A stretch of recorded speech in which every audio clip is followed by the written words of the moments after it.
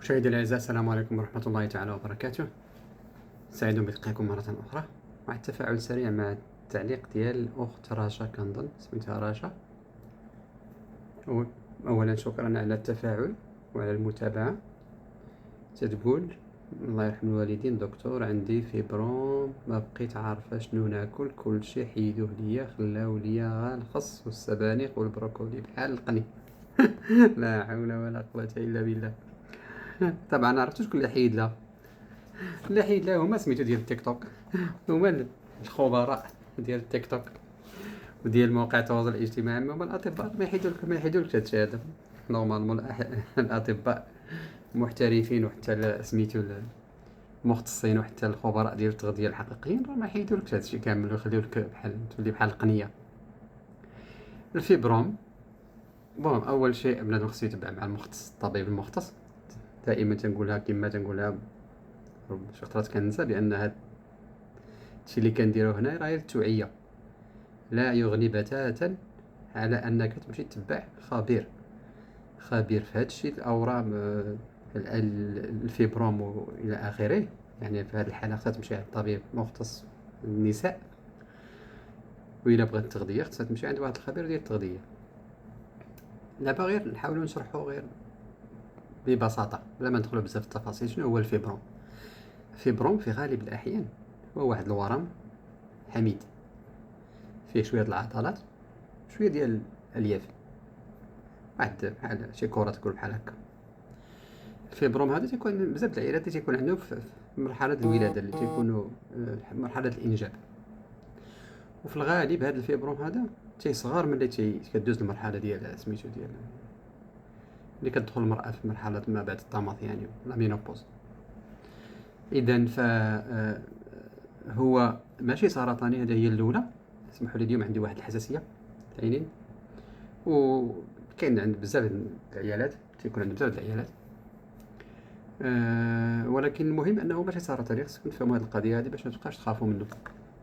في غالب الاحيان ماشي سرطاني. بزاف د الناس اللي ما تيكونش عندهم اعراض، واخا عندهم ما تيكونش عندهم اعراض، ولكن بعض النساء تيكون عندهم نزيف، الدوره كتكون شويه فيها بزاف ديال الدم.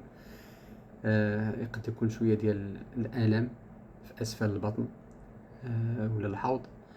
الكرش ديالها تقد تنفخ، وكثرة التبول إذا كان داك الفيبروم كيضغط على النبولة، المثانة. كاين بعض العيالات يدير لهم الإمساك، وبعض الحالات حسب الحجم ديال داك الفيبروم والمكان ديالو يقد يأثر على الخصوبة ولا الحمل. لذلك فالمرأة اللي عندها ضروري خصها تمشي تشوف مختص، تشوف واش غادي يأثر لها هنا إلا كانت باغا دير الوليدات، يأثر لها على الخصوبة، ولا في هذه الحالة خصو يشوف شي حل. هذا الفيبروم هذا يقدر يكون في الجدار ديال الرحم، يقد يكون تحت داك داك البطانة ديال الرحم تحت منه. يقدر يكون لداخل، بحال يكون خارج بحال شي زيتونة مثلا مشدود بواحد القصبة صغيرة بيدونكيل، ولا يقد يكون غادي برا كذلك. دونك الأسباب والعوامل ما معروفاش بزاف، ولكن يقد يكون وراثي، يقد يكون بسبب تعرض للاستروجين والبروجستيرون بواحد المده طويله، خاصه النساء اللي تيبدا عندهم الدوره الدمويه كتبدا تيبداو وهما صغار. هادو تيكونوا عرضه لهذا سميتو السمنه حتى هي. دونك قلنا السمنه، العوامل الوراثيه، طمث في سن مبكرة، والتعرض طويل لهرمون الاستروجين. دونك لانه هو ناتج على هذا المشكل ديال الاستروجين والبروجستيرون. العلاج خصك تشوف مع الطبيب. في بعض الاحيان ما كدير حتى حاجه. في بعض الاحيان كيعطي الدواء باش توقف النزيف ديال الدم الى اخره، الا كانت المراه الدوره كتكون شويه فيها بزاف ديال الدم. وبعض الاحيان تقد تكون جراحه الى اخره. في هذه المسائل هذا خصك تشوف المختص، هو اللي غادي يشوف لك شنو هو العلاج المناسب. دابا بالنسبه للماكله، هاد الناس هادو اللي كيقطعوا كلشي ما عرفت منين جابوا هادشي هذا. هادشي راه ما كاينش في العلم. طبعا ينصح انه الانسان ياكل بزاف ديال الخضر الورقيه بحال الخس والبقوله والجرجير الى اخره. والخضر كتسميو الخضر الصليبيه بحال البروكولي والملفوف الشيفلور.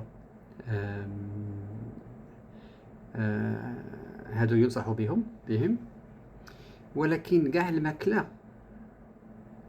الوحيده اللي خص المراه اللي عندها هادشي تكثر من الخضر. ديك الحميه المتوسطيه اللي قلت لكم، اللي تنقول لكم دائما، مناسبه جدا لهذا النوع هذا ديال سميتو. في هذه الحاله هذه خصك تجنب السكريات المضافه والمقليات، الدهون المشبعه الى اخر ذلك. دونك اما الباقي ما كاين حتى مشكل. الدهون المحوله خصك ما تاكلهمش. اللحوم المصنعه وحتى اللحوم الحمراء بنادم ينقص منهم. الشراب اللي بنادم هذيك راه ما نهضروش عليها. القهوه، قوه القهوه بالنسبه في هذه الحاله هذه ربما خص الانسان يقلل شويه من القهوه. المراه خصها تقلل شويه من القهوه. الكافيين، خاصه القهوه يمكن لك تشرب قهوه ما فيهاش الكافيين، ولكن الكافيين تشرب باعتدال. السكريات، كاع الحاجه المصنعه بنادم يبعد عليها. والمقليات هما اللي تبعد عليهم، اللي هادو ينصح بهم للجميع باستثناء القهوه. اما المقليات والسكريات واللحوم مصنعه وكل ما هو مصنع، الانسان اذا قد يبعد عليه ما امكن يبعد عليه. الباقي كل اللي بغيتي. دونك في هذه الحاله هذه انا كنصح بحميه متوسطيه غنيه بسميتو بالخضر، الفواكه، مكسرات، الدهون الصحيه، اللحم، الدجاج، شويه ديال سميتو ديال منتوجات الحليب بحال اليوغورت مثلا، ولا اللبن، ولا شي حاجه اللي كتعجبك. سال الحليب كاع.